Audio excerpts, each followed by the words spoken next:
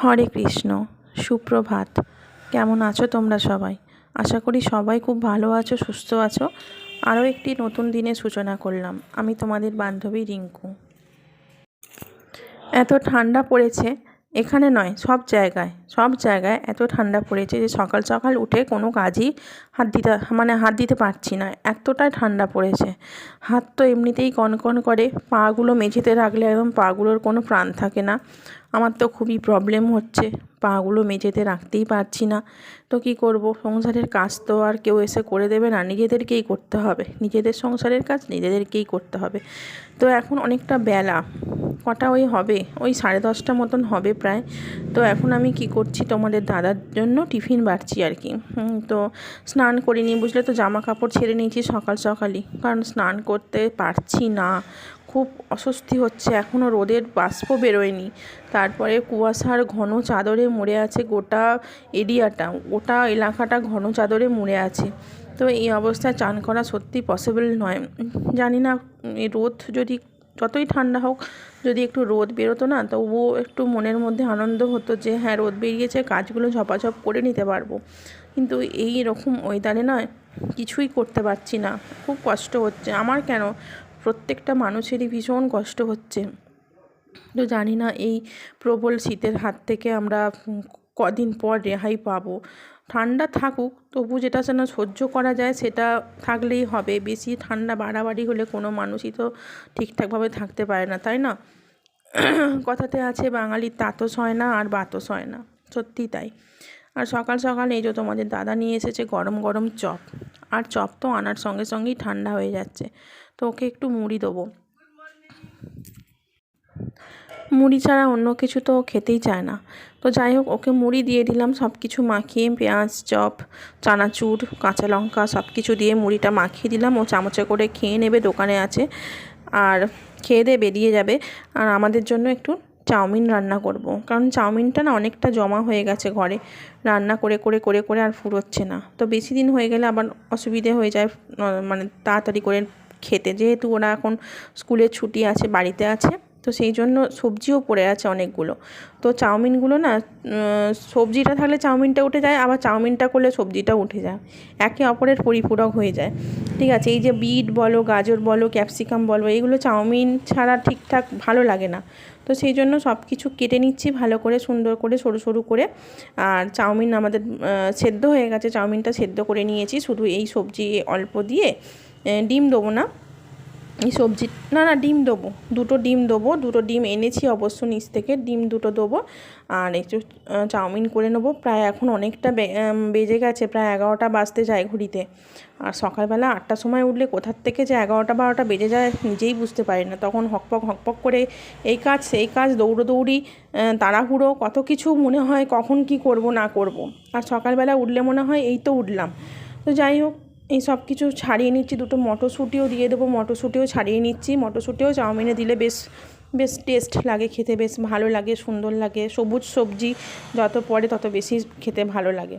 তো যাই হোক, মটরশুঁটি ছাড়িয়ে নিচ্ছি, আর কাঁচা লঙ্কাও দিয়ে দিয়েছি। সব কিছু দিয়ে চাউমিনটাকে আমি তৈরি করে নেবো। তো চাউমিনটা তৈরি করে নিই এখন, চলো। অনেকটা বেলা হয়ে গেছে, ওদেরকে কখন খেতে দেবো কে জানে। সবজি কাটার পর একটু ধুয়ে নিলাম, আর বিটগুলো সরু সরু করে কেটেছি, তো লাল লাল দেখতে লাগছে, কী সুন্দর দেখতে লাগছে, বেশ মনে হয় কাঁচাই রেখে দিই, নাই বা খাই, এত ভালো দেখতে লাগছে।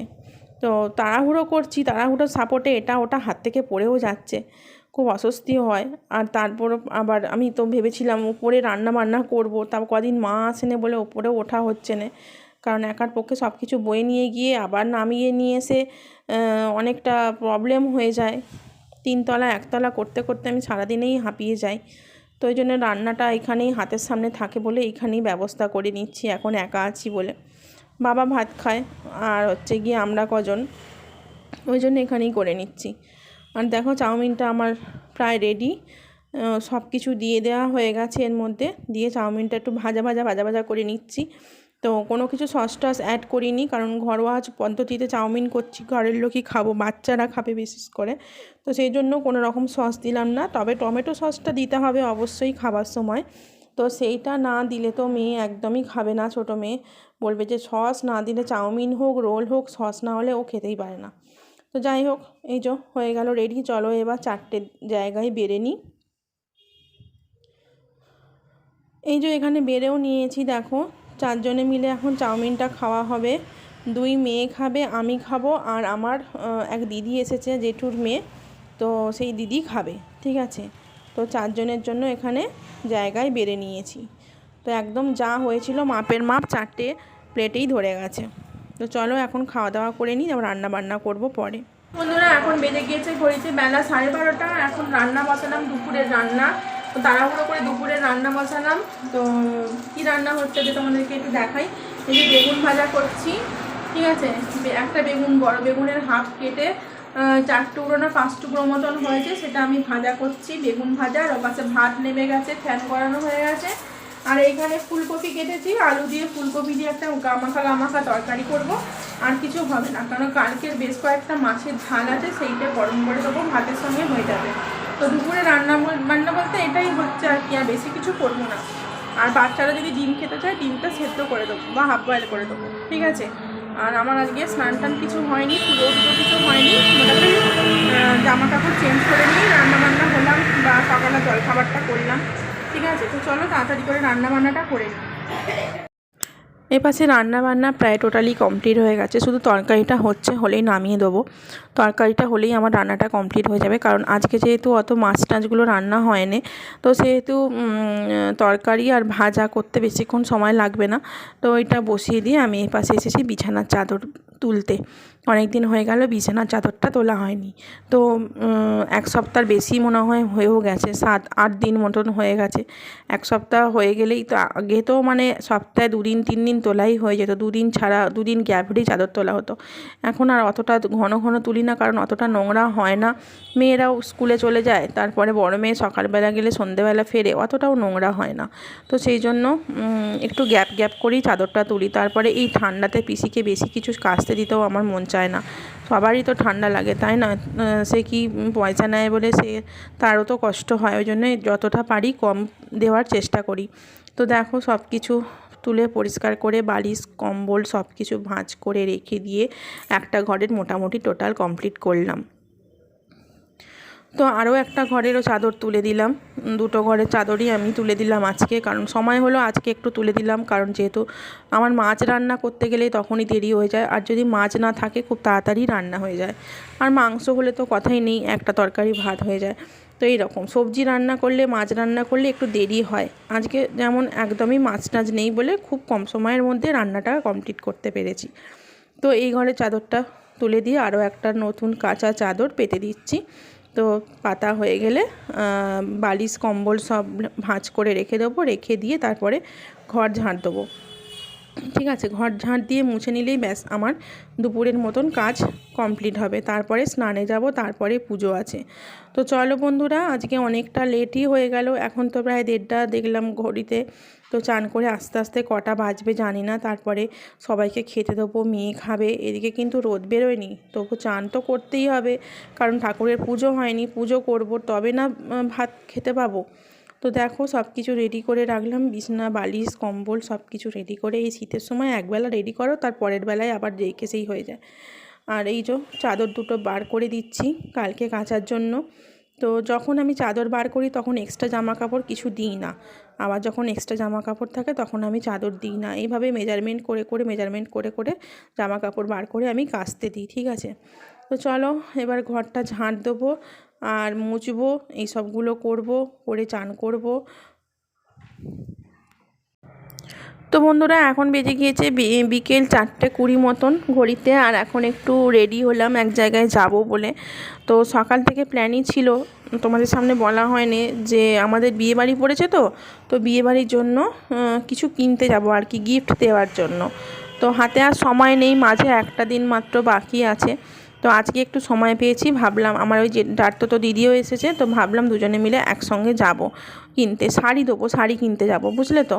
একটু ভালো কোয়ালিটির শাড়ি দেখব, পছন্দ হলে নেবো। তো এই যে রাস্তায় দাঁড়িয়ে আছি এখন গাড়ির জন্য। দিদিও রেডি হয়েছে, আমিও রেডি হয়েছি। দিদি গেছে একটু ঘরে গেছে, ওর ঘরে গেছে মানি পার্সটা আনতে। মানি পার্সটা আনলেই আমরা দুজনে বেরিয়ে যাব। তো যাব হচ্ছে আমাদের বাড়ির ওখানে, মানে শ্বশুরবাড়ির ওখানে বেলপুকুরে যাব।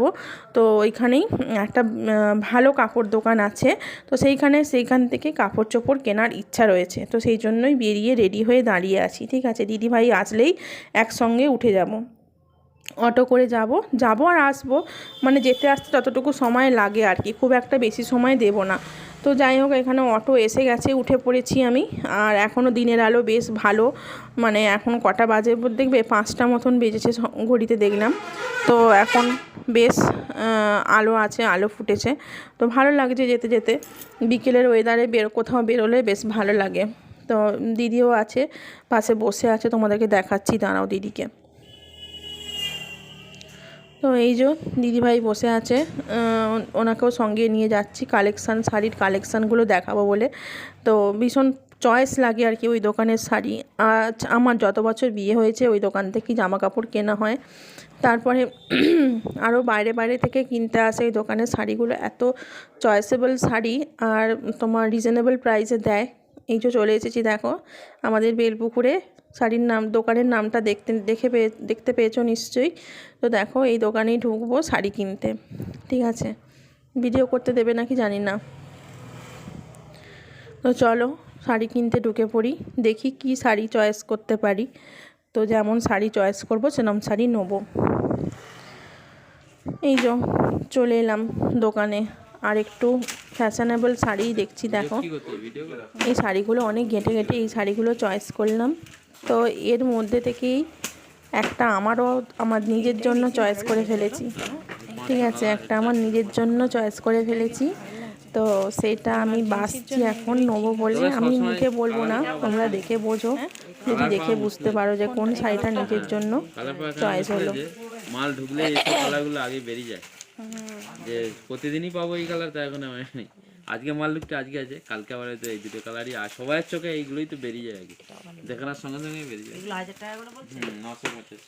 এইগুলো কত বলছে? 985। হ্যাঁ, এই হাজারই। 1000 নয় তো আর কি, প্রচুর কালেকশন। সঙ্গে সঙ্গে কালার। আচ্ছা, এইগুলো কিরম দাম আছে? 1500-1600 সব এগুলো 1500? ওইদিকে দাম। তাহলে 500 550-র মধ্যে কি আছে? এটা রাখো, এইটা বাইরে রাখো। এই কালারটা নিয়ে বাপন দি আমার জন্য। তোমার জন্য এই প্রিন্টটাও নিতে পারো, এই প্রিন্টটাও এটাও ভালো লাগছে, ওটাও এই দুটো না, এই দুটো কালারের মধ্যে তুমি যেই প্রিন্টটা তোমার ভালো লাগবে সেটা নিও। প্রিন্টটা দেখ, এই দুটো প্রিন্ট খুব সুন্দর, দুটো কালারই একই। এইটা ভালো এবার লাগছে, প্রিন্টটা তোমার যেটা ভালো লাগছে সেটা নিও। হ্যাঁ, এটা ছোট, এই ছোটগুলো বেশি ভালো লাগছে না। না এই গ্লেজটা কিন্তু এটা বেশি লাগছে। এটা বড়র উপরে চকচক করছে, ছোটর উপরে একই কালার, একই সব, শুধু ডিজাইনটা। এর হচ্ছে যে আঁচলটাও একই না? হ্যাঁ, আঁচলটা আলাদা। আঁচলটা এটা, আর এর আঁচলটা বেনারসি টাইপের এই শাড়িগুলো দেখতে বলো। আঁচলটা এটা আঁচলটা কিন্তু ভালো লাগছে, এর আঁচলটাও ভালো, সিলভারের। এটাতে একটা করে থাকে এই কালারগুলো, এই কালারগুলো মানে দুটো কালার এই যে সরু পাড়ের মধ্যে ওখানে যাব যা তো। কোনটা? এই ব্লুটা দেখ, ব্লুটাও ভালো লাগছে। আমি ওই জন্যই বলছি।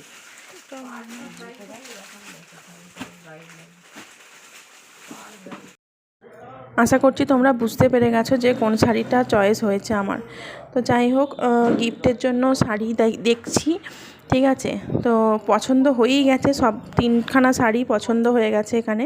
তো শাড়িগুলো নিয়ে বাড়ি চলে আসবো। তো শাড়ি কিনলাম, শাড়ির সঙ্গে ম্যাচিং ব্লাউজ কিনতে হবে, তো ওইগুলো কিনে নিয়ে তারপরে বাড়ি আসবো। ঠিক আছে, তো ওই করতে করতে অনেকটাই দেরি হয়ে যাচ্ছে। তো চলো তাড়াতাড়ি বাড়ি চলে যাই। তো বন্ধুরা, আজকের ভিডিওটা শেষ করব, তার আগে ছোট্ট গোপালটাকে তোমাদের দেখিয়ে দিই। তো এই গোপালটাকে দেখিয়ে তোমাদের সঙ্গে আজকের ভিডিওটা শেষ করব। দোকানের ক্যাশ কাউন্টারের সামনে বসানো আছে গোপালটা, কি সুন্দর দেখতে লাগছে। তো ভালো লাগলে ভিডিওতে অবশ্যই লাইক দিও, কমেন্ট করো এবং সাবস্ক্রাইব করে আমার সঙ্গে থেকো। ঠিক আছে, রাধে রাধে, হরে কৃষ্ণ।